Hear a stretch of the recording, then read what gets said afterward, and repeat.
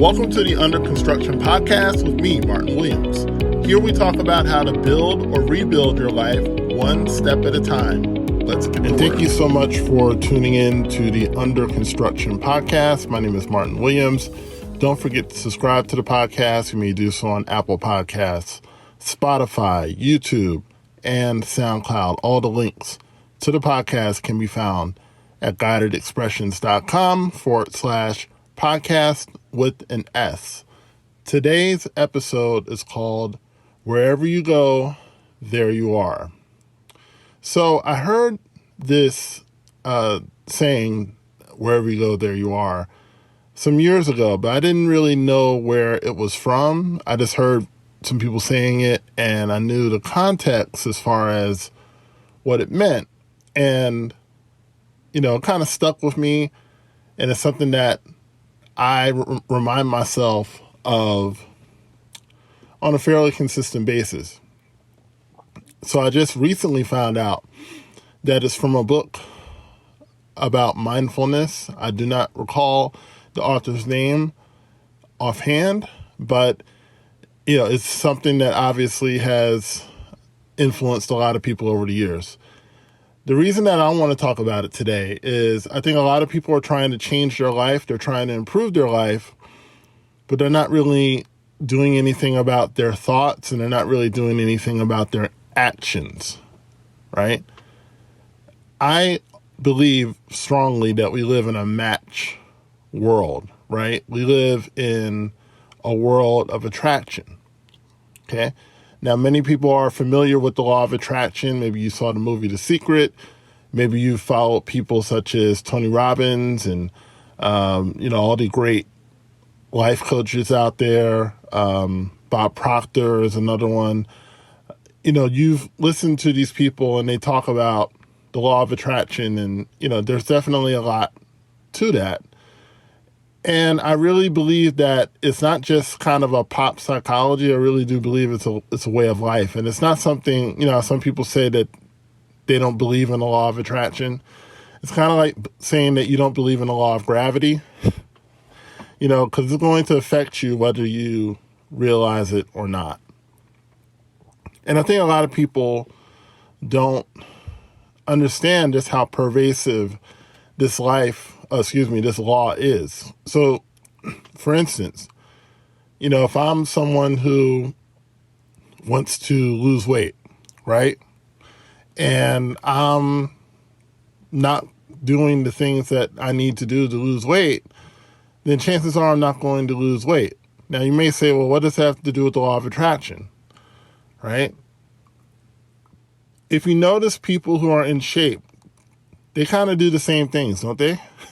You know, they're in the gym constantly. They eat well. They,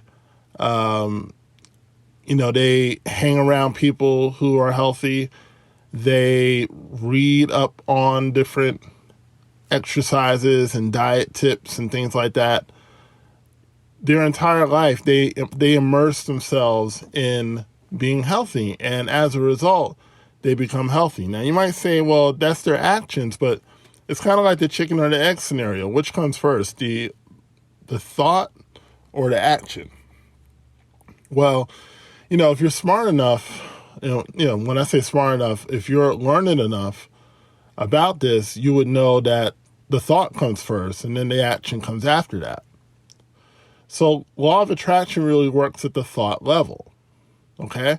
So if I am desiring a better life, if I'm desiring a better relationship, a better, health situation, okay? Everything starts with my thoughts. If I'm desiring a better job, it all starts with my thoughts. And the way that I think determines the way that I act. And the way that I act determines what comes into my life, okay? So if I'm sulking all the time, if I'm miserable all the time, eventually I'm going to act in a miserable way. You know, when I come home, I'm going to kick the cat or kick the dog. You know, I'm going to knock stuff over. I'm just going to, sit and watch TV for 4 hours, and I'm not going to engage with people. I'm not going to be a good parent or a good spouse if I'm married. I'm not going to read up on things that could improve my life. I could be reading a book or taking a course that's going to make my life better. But if I'm just sulking all the time and miserable all the time, then I'm not going to do anything about it, right? I'm not going to take those necessary steps to improve my life. And this is why a lot of people are stuck, because they're stuck mentally, right? They're not stuck physically. No one's stopping them. No one's physically stopping them from doing these things, but they're stuck mentally because they just keep thinking about how much their life sucks, right? They can't stop thinking about how much their life is not where they want it to be. And instead of making the necessary changes to improve their life, they're just going to stay stuck and stay in that sulking mode. And all that sulking mode is going to give you is years and years of apathy. And, it's not uncommon to wake up, 20 years later and nothing's changed because you haven't changed, right? Wherever you go, there you are. Okay? The problem isn't your spouse. The problem isn't your children. The problem isn't society. It's not the Democrats or the Republicans. I know that's controversial, at these times right now, but they're not your problem. Okay? They're not your problem. It's not white people. It's not black people. It's not Hispanics. It's not Asian people. It's not any of those people. It's not immigration. It's not any of that. Okay? Your problem is the way you think. You have a terrible mindset. If you're not where you want to be, it's your mindset. And the thing is, instead of getting upset about it or getting annoyed or getting offended, you should be happy, because guess who can change your mindset? You can do that. You can do that. Okay? No one can stop you from changing the way you think. Nobody can do that. Now, people can influence your thoughts.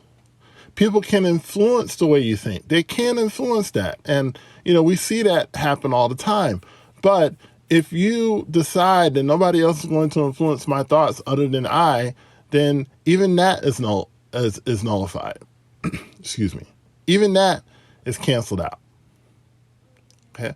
I'm reading this book by Trevor Moawad, and I don't know if you have heard of him, but he is the mental coach for Russell Wilson and countless other athletes, and he's worked with many different major colleges, as well as professional sports teams, and, the list goes on and on and on. And what he says is that your mind, what you say, and really he was talking about what you say out loud. What you say out loud is 10 times more influential than anything you'll ever hear. That means that you can sit and listen to Fox News or MSNBC or CNN day in and day out. But what you say about yourself is more influential than anything you're going to hear from them or from your negative relatives and friends or from, just society at large. You have more influence over your life than they do. Now, when I tell you something like that, do you believe it? Or do you just say, well, I don't know about that. That seems like that might be right, but I don't know. Right? Many times we doubt our influence over ourselves. We really doubt just how powerful our words are and how powerful our thoughts are. But if you want to be in a certain situation, if you want to be in a better situation, a better job, a better marriage, a nicer house, all these things are fine, right? But you get there by thinking differently, right? Now, how can I think differently? Basically, it's starting with gratitude, right? I would start with gratitude. I would start with just being grateful for what you have now, right? And even if it doesn't seem like a lot, and, if you live in America, we live at a higher standard than most of the world, right? Not bragging or anything like that. It's just kind of a fact, right? We live at a higher standard of living than most of the world. So what seems bad to us, there are certain people in certain countries that would love to live the way that we live, right? Now, I know that I live, fairly well, like my family, we are blessed, right? So we have a lot to be grateful for. But even when you have a lot, you have to get into the mindset of, I'm going to be grateful and I'm going to be, very mindful of all the blessings that I have in my life. And, you can start with good health. You can start with, being in your right mind or what have you. But when you begin to have more and more gratitude and begin to express that gratitude, then you'll find even more things to be grateful for. And it elevates your mood and it elevates your state. And it gets to a place where you're no longer sulking, but you are basking in the good in your life. And when you are in a different mental state, when you're in a mental state of gratitude, you begin to act differently. You begin to do things differently. You begin to put more into your work. You begin to put more into your craft. And it all starts with changing your thinking and changing your thoughts, right? You might say, well, I want to be around people who are winners. Well, you got to become a winner. And when you become a winner, you start hanging around more winners. When if you want to be around happier people, then you got to get happy. You got to, find something to be happy about, even if it means turning on a comedian on YouTube and laughing for 5 minutes. Just to change your state, right? We meet our state in the world, okay? A lot of people are trying to work to get to a level instead of just elevating yourself to that level and then working to stay there, okay? Let's say that you're in business right now, but maybe you don't have any customers. Part of the problem is that a lot of times people want customers, but they're not consistent. You're not consistently providing service. I guarantee you right now that if you consistently provide service, if you're consistently providing service to people, you will have consistent customers. That's just the law. That's just how the law works, okay? The more consistent I am as a service provider, the more consistent people will come and be served, and in exchange for that service, they pay me a reward. They pay me money, right? Too many times people are trying to get something for nothing. That's not how the world works, okay? But you have to elevate your state to where you want to be, okay?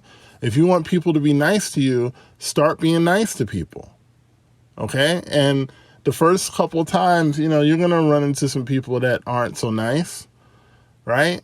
But the more and more you do that, it's almost like running water through a hose. It's like you flush out the dirt at first and then the water runs clear. Okay? That's how life works. Everywhere you go, there you are. Okay? Life is a mirror. The world is a mirror. It's reflecting back at you. And, if you look at your life and you're not happy with one or more parts of your life, it's really a reflection of what's inside. What's going on inside that you can change? Instead of trying to change the world, change yourself, and the world, is according to you, according to what you see, will change. So thank you so much for listening. My name is Martin Williams. Don't forget to subscribe to the podcast, like, comment, share, and I'll talk to you soon. Don't forget to subscribe to the Under Construction Podcast on Spotify, YouTube, Apple Podcasts, and SoundCloud. For more information on Guided Expressions courses and products, go to guidedexpressions.com/products.